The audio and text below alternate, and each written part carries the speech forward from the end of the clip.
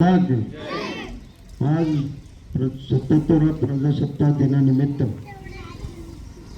प्राथमिक शाळा या ठिकाणं जयकुमार जाधव सरांनी गेल्या महिन्यापूर्वीपासून मला ते पाठपुरावा करत होते की आपण माझ्या छोट्याशा शाळेमध्ये भेट द्या. त्यांची विनंती नाही, पण ते माझे बंधू आहेत, कारण आम्ही एका शाळेमध्ये एका वर्गामध्ये त्या ठिकाणी शिकत असताना गरिबी काय आहे ते बघायला मिळत होते. परंतु मगाशीच जे मित्र कांबळे साहेबांना सांगत होतो, कॉलेजमध्ये जाऊन लेक्चर देण्यापेक्षा प्राथमिक शाळेमध्ये जाऊन आपण कशा स्वरूपात घडलो या विषयी जर माहिती त्या मुलांना गेली किंवा त्या पालकांना गेली तर प्राथमिक शाळा हे स्वतःचं खरं माहेरघर आहे आणि त्या ठिकाणी मुलं घडले जातात. परंतु त्याच्या दयनीय परिस्थितीमुळं एक वेगळा वाटचाल निर्माण झाली. इंग्लिश मिडियममध्ये मुलं शिकली पाहिजे आणि त्याच्यामध्ये वेगवेगळे स्वप्न पालकांचे वाढले. त्या ठिकाणं दुर्लक्ष व्हायला लागलं प्राथमिक शाळेकडे. आज प्रताप 77व्या प्रजासत्ताक दिनानिमित्त त्या ठिकाणं गावातील सर्व ज्ञानवंत, प्रतिवंत, गुणवंत बऱ्याचशा जणांचं नाव उल्लेख करणं उशीर झालेला आहे आणि छोटी मुलं त्या ठिकाणं विद्यार्थी बंधू भगिनी या ठिकाणं बऱ्याच वाट पाहत आहे. मुळातच 1,00,000-1,50,000 लोकांच्या समोर बोलताना काय वाटत नाही, परंतु आज त्या छोट्याशा आणलेल्या बाळांना पाहिल्यानंतर माझं लहानपण आठवलं.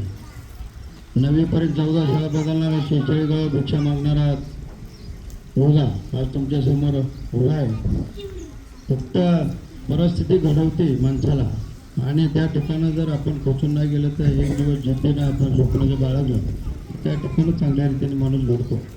या विषयातून कुत्र्याच्या तोंडातून ओढणारा माणूस राष्ट्रपतींच्या शेजारी जाऊन बसतो आणि त्यांच्या शेजारी जाऊन जेवतो आणि त्या ठिकाणं 6 राज्यपालांच्या शेजारी आपल्या समाजाच्या किंवा गरीब कुटुंबाच्या व्यथा मांडतो. त्या ठिकाणं 1,50,000 लोकांचे प्रश्न मिटवण्यास यश येते. हे बोलण्याचा उद्देश हे आहे की शिक्षण हे फार महत्त्वाचं आहे. आज भटकटलेल्या युगामध्ये त्या ठिकाणं आपण दुर्लक्षपणा करत असतो.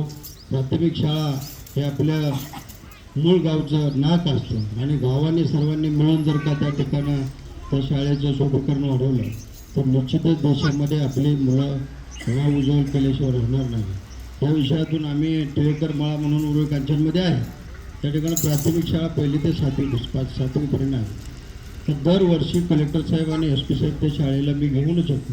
त्याचं कारण असं आहे की तुम्ही कॉलेजला जाता, तुम्ही मोठ्या विद्यार्थ्यांना मार्गदर्शन करता, परंतु त्या ठिकाणं जो पाया उभारला जातो त्या ठिकाणं या मुलांची जे विद्यार्थ्यांची जे मनभावना आहे ती सजरून बसल्यानंतर कोणीतरी आपल्या लहानपणी बघा बहुरूपी दिसला तरी आपल्याला भीती वाटायची. आज आनंद वाटतो की या ठिकाणं आपल्या मुलांना ड्रेसवरचा अधिकारी मुद्दामून घेऊन जावं लागतं. कारण त्याचं कारण असं आहे की मुलांच्या भावना वाढल्या पाहिजे. आपण त्या स्वरूपाचे त्यांच्या मनामध्ये घर निर्माण केलं पाहिजे.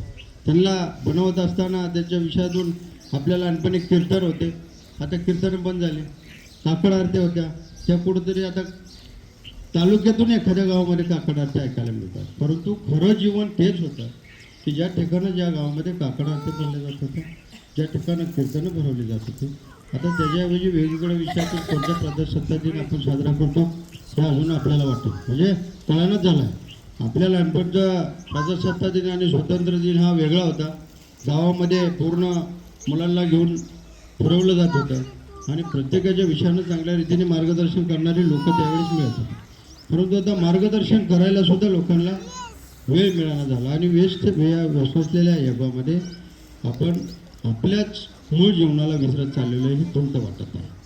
मुळात म्हणजे हे विषय जे आहेत आपण हे करत असताना जीवनामध्ये भविष्य हे फार मौलिक आहे आणि हे मौलिक आयुष्य घडवण्याकरता आपण इंग्लिश मिडियम आणि ज्या माध्यमिक उच्च माध्यमिक शाळा आहेत त्या शाळा आपल्याच गावामध्ये कशा स्वरूपात येतील आणि त्या स्वरूपातून मुलांना कशा स्वरूपातून करता येईल.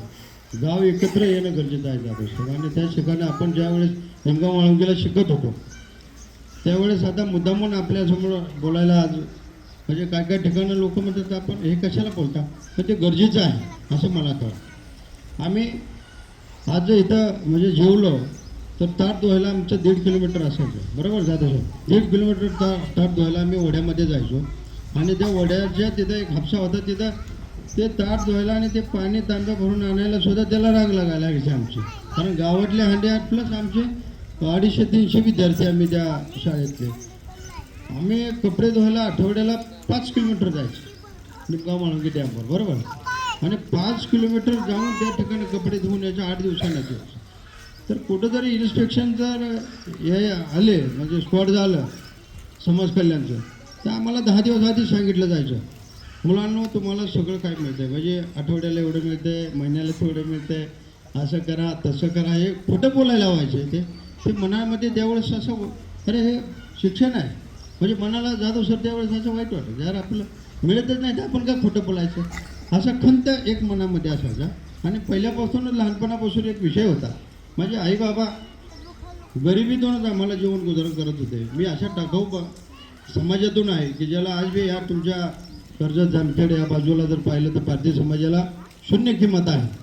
म्हणजे अजून बी बांधावर चालताना मला पारधी समाज या ठिकाणी संख्येने पाहिलं जातो, हे पाहायला मिळत आहे. गेले 10-15 वर्षापासून मी या बाजूला काम करत असताना माननीय DSP अण्णासाहेब जाधव होते माझे मित्र, या ठिकाणं तुमचे चंद्रशेखर यादव साहेब होते, हे माझे ह्या लोकांनी चांगल्या रीतीने काम केल्यामुळं आज 4-5 वर्षामध्ये कर्जत जामखेड आणि या बाजूला थोडासा श्रीगोंदा या बाजूला बदल झाला. परंतु म्हणावा असा अजून बी बदल दिसत नाही. काही लोक चुकतात, काही लोक प्रवाहात आणण्यासाठी धडपडतात, पण आपल्याला प्रवाहात आणण्याकरता गाव कुसाबाहेर राहणारा समाज तो जर गावात आल्यानंतर त्यांची मुलं शिकतील, त्यांना ज्ञान मिळेल, ते स्थिर होतील, ते गुन्हेगारीकडे वळणार नाही, अशा स्वरूपाच्या भावना प्रत्येकानं जर केल्या तर त्या ठिकाणी गरिबावर अन्याय होणार नाही. आणि त्या ठिकाणचे गरीब रस्त्यावर उघड्यावर जगणारी मुलं त्या ठिकाणी त्यांना शिक्षणाच्या प्रवाहात आणण्यासाठी आपण प्रयत्न केला पाहिजे. मुळातच असा विषय आहे की आपण ज्या ज्या ठिकाणं